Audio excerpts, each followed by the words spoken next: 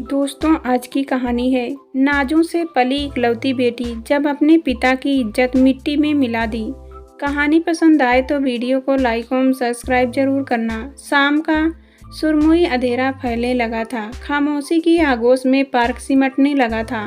कुछ प्रेमी जोड़ों की मीठी खिलखिलाहटें सन्नाटे को चीरती हुई नीला और आकाश को विचलित कर देती थी। हमेशा की तरह फूलों की झाड़ियों से बनी पर्णकुटी में एक दूजे का हाथ थामे उदासी की प्रतिमूर्ति बने सामने से बैठे, आंसुओं से भरी मगर मोहब्बत से लबरेज नजरों से एक दूसरे को निहार रहे थे। दोनों के बीच मौन पसरा हुआ था, पर वातावरण में साय साय की आवाज मुखरित थी। कुछ तो कहो आकाश, 2 दिन ही रह गए हैं मेरी मगनी होने में। उसने बाद में बाबूजी के अजीज मित्र के बेटे रितेश की मंगेतर हो जाऊंगी, जो शायद मेरे जीते जी संभव नहीं है। नीला के हृदय से निकले इन शब्दों ने आकाश के हृदय को चीर कर रख दिया। शायद यही हमारी नियति है, वरना इन 6 महीनों में क्या मुझे एक छोटी मोटी नौकरी भी नहीं मिलती। पिताजी के गुजर जाने के बाद किसी तरह ट्यूशन आदि करके अपनी MBA की पढ़ाई पूरी करके और नौकरी की तलाश में लग गया। नौकरी तो नहीं मिली, लेकिन बड़े भाई की दया पर जीने के लिए मजबूर होकर भाभी की आंखों की किरकिरी बन गया हूँ। ऐसे में तुम्हें कहो ना, मैं क्या करूँ। केवल प्यार के सहारे तो जीवन नहीं चलता है। बेरोजगारी के माहौल में झुलस जाएंगे। फूलों की सेज पर पली राजकुमारी को अपने साथ ठोकर खाने के लिए मैं कोई ऐसा कदम भी नहीं उठाना चाहता। मेरी मानो तो तुम रितेश से शादी कर लो। आकाश के स्वर रुक रुक कर निकले थे। नहीं आकाश, तुम ऐसा कैसे कह सकते हो। मेरा जीवन तुमने बस गया है, और जीवन के बिना क्या कोई जीवित रह पाया है। मेरी समझ से कल हम इस शहर को छोड़कर दिल्ली चले जाएंगे। वहाँ मेरी बचपन की सहेली नीता रहती है, जो हमारे रहने की व्यवस्था करेगी। मैंने उससे बात कर ली है। उसके पति 1 महीने के लिए अमेरिका गए हैं। उनके आने तक हम वहीं रहेंगे। फिर उसी बीच हम कुछ ना कुछ इंतजाम कर ही लेंगे। मैंने कुछ रुपए भी जोड़ रखे हैं। पहले हम यहाँ से निकले तो तुम्हारे कहने का मतलब यह है कि हम यहाँ से कायरों की तरह भाग जाएं। मेरा मन यह रास्ता कभी स्वीकार नहीं करेगा। नीला रोती हुई बोली, अगर तुम्हें नौकरी मिल भी जाती है तो भी मेरे घर वाले तुम्हारे साथ मेरा रिश्ता करने के लिए तैयार नहीं होंगे। जिस जात के लोग नौकर बनकर आज तक हमारी सेवा कर रहे हैं, मजाल है कि वे कभी हमारी बराबरी में बैठने का साहस करके हमसे ऊंचे स्वर में बात करें। उसी जात के लड़के को वे इस जन्म में तो क्या, अगले 100 जन्मों में भी अपना दामाद स्वीकार नहीं करेंगे। ब्राह्मण की लड़की कुर्मी जात के लड़के से प्यार करके शादी करने का दुस्साहस करे। तुम क्या समझते हो वह स्वीकार करेंगे? मुझे जीते जी काट कूट कर गाड़ देंगे। मैंने नीता की मदद से सारा इंतजाम कर लिया है। कल रात को हम दिल्ली के लिए रवाना हो जाएंगे। अब तुम मुझे स्टेशन पर ही मिलोगे। पार्लर जाने के बहाने मैं घर से निकलकर सीधे वहीं चली आऊँगी। और आकाश के साथ नीला पार्क से निकल गई। सच में प्रेम का आगमन जीवन का अर्थ तो बदलता ही है।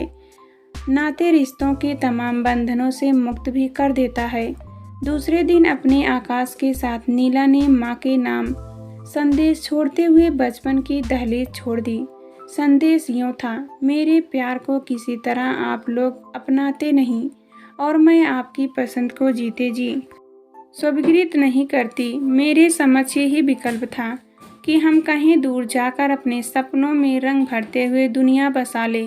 आकाश मुझे नहीं, मैं आकाश को भगा कर लिए जा रही हूँ। स्वर्णों से लड़ने की इतनी हिम्मत उसमें कहाँ। पुलिस आदि के चक्कर में पड़े तो आप लोग अपनी ही रुसवाई करोगे। हम दोनों बालिग हैं। कानून या समाज हमारा कुछ नहीं बिगाड़ सकता। मेरी इस दृढ़ता को क्षमा कीजिए। कभी प्यार से हमें अपनाया तो ठीक है, वरना अपनी इकलौती बेटी को भूलकर मेरे दोनों भाइयों के साथ सुखी रहिएगा। माँ दिल्ली पहुंचकर नीता की सहायता से कोर्ट में आकाश के साथ शादी कर ली तो नीला को ऐसा प्रतीत हुआ कि जैसे सारी दुनिया ही सिमटकर उसकी बाहों में आ गई हो। कुछ हफ्तों के अंदर ही नीला और आकाश ने नीता के हृदय से आभार प्रकट करते हुए एक रिहायशी इलाके में अपना आशियाना ढूंढ ही लिया। तीसरी मंजिल पर एक कमरे के फ्लैट में नीला और आकाश की प्यार भरी गृहस्थी रच बस गई तो नौकरी की तलाश करना दोनों को जुनून बन गया। सुबह होते ही जैसे तैसे खाना बनाकर डब्बे में पैक करके दोनों ही नौकरी की खोज में निकल जाया करते थे। मेहनत रंग लाई। नीला को एक 5 सितारा होटल में रिसेप्शनिस्ट की नौकरी मिल गई। असीम सौंदर्य के मालिक होने के साथ वह अति प्रतिभाशाली भी थी। फर्राटेदार अंग्रेजी भी बोल लेती। होटल का मैनेजर तो नीला की शालीनता से इतना प्रभावित हुआ कि उसने जो भी अपनी मांग और शर्त रखी बेझिझक उस पर स्वीकृत की मोहर लगा दी। नीला को नौकरी मिलने से आकाश को खुशी नहीं हुई। नौकरी मिलने का कारण उसने नीला के प्रतिभा से ज़्यादा उसके सौंदर्य को समझा। दरअसल पढ़ लिख कर जाने से ही वर्षों की पुरुषवादी मानसिकता समाप्त नहीं हो जाती। नीला ने आकाश के अंतर्मन को पढ़ लिया। बड़े प्यार से उसे समझाते हुए बोली, निराश क्यों होते हो? बहुत जल्दी तुम्हें भी नौकरी मिल जाएगी। फिर हम और हमारे इंद्रधनुषी सपने होंगे। इतनी बेकारी में इतनी जल्दी नौकरी मिलना बहुत ही खुशी की बात है। चलो खुश हो जाओ। आज की इस बड़ी उपलब्धि को हम ठंडी ठंडी कुल्फी के साथ सेलिब्रेट करेंगे।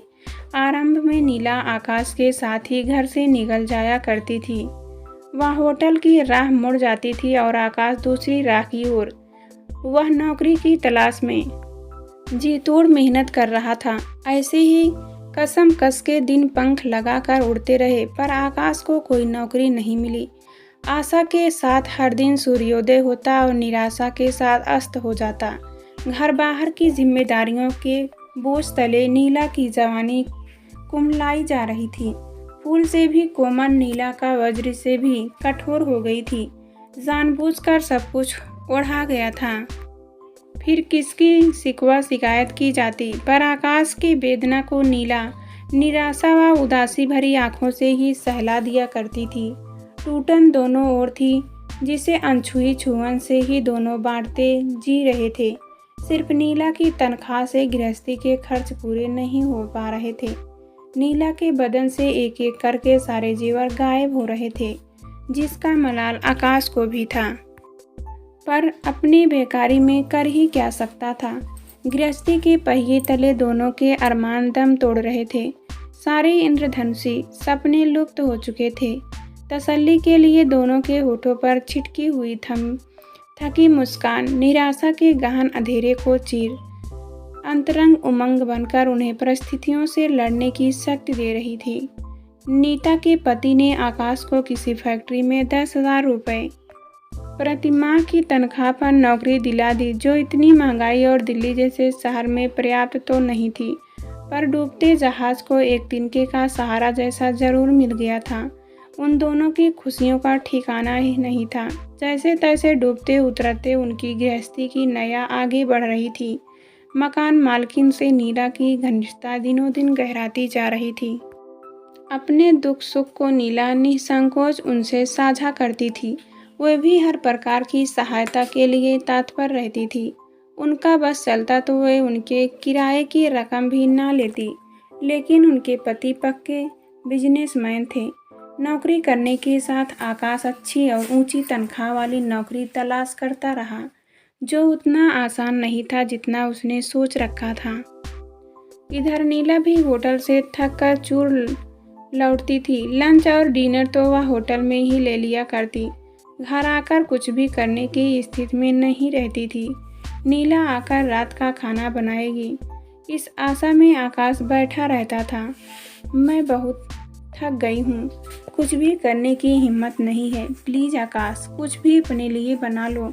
सोचती हूँ कल से तुम्हारा खाना होटल से ही लेती आऊँगी। वहाँ पर काम करने वालों को कम रेट पर ऐसी सुविधाएं हैं। आकाश को खींच तो बहुत आती, पर भूख तो कोई बहाना नहीं सुनती। ब्रेड खाकर सो जाता।